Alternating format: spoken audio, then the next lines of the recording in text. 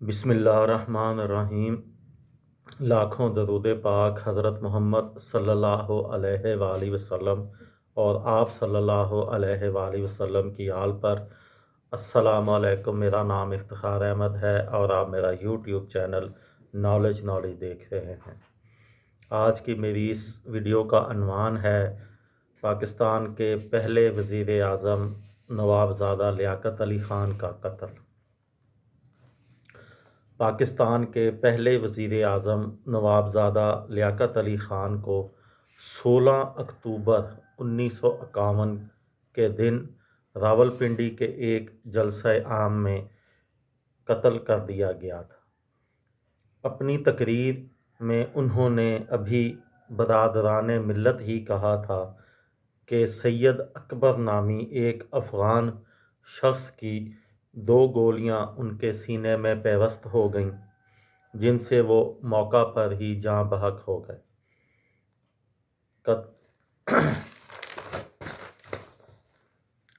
جب سید اکبر نے نوابزادہ لیاقت علی خان پر گولیاں چلا دیں تو اس کے بعد انسپکٹر محمد شاہ نامی شخص نے قاتل سید اکبر پر گولیاں چلا کر اس کو موقع پر ہی ہلاک کر دیا۔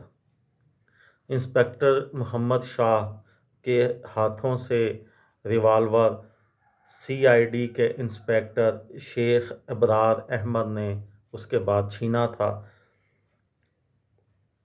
قاتل سید اکبر ولد ببرک خان تھا۔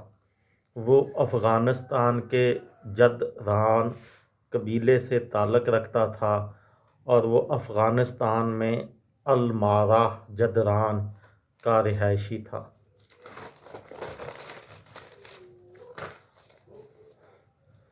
قائد اعظم کے دست راست کے طور پر لیاقت علی خان کو پاکستان کا پہلا وزیر اعظم نامزد کیا گیا تھا۔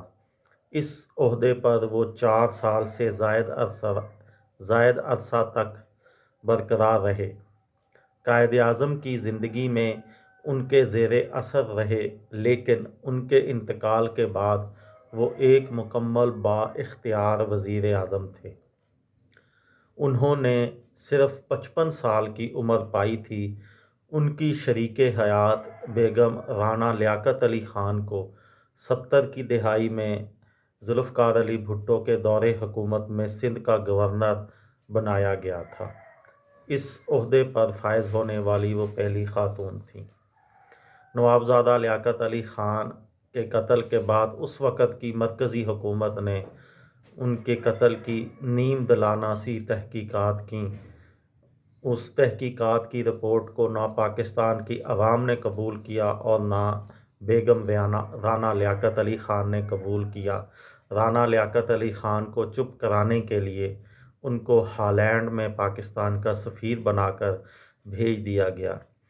اگر کسی افسر نے اس قتل کی صحیح تحقیقات کرنے کی کوشش کی تو اس افسر کو فضائی حادثے میں مار دیا گیا۔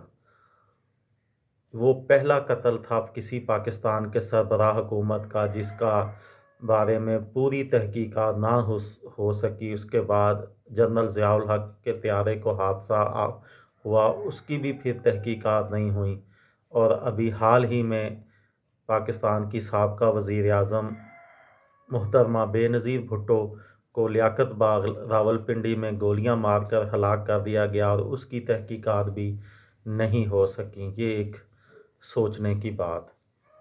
یہ تھی میری آج کی ویڈیو۔ کسی دوست کو، کسی بھائی کو، کسی بہن کو فائدہ ہو تو مجھے دعاؤں میں یاد رکھیے گا۔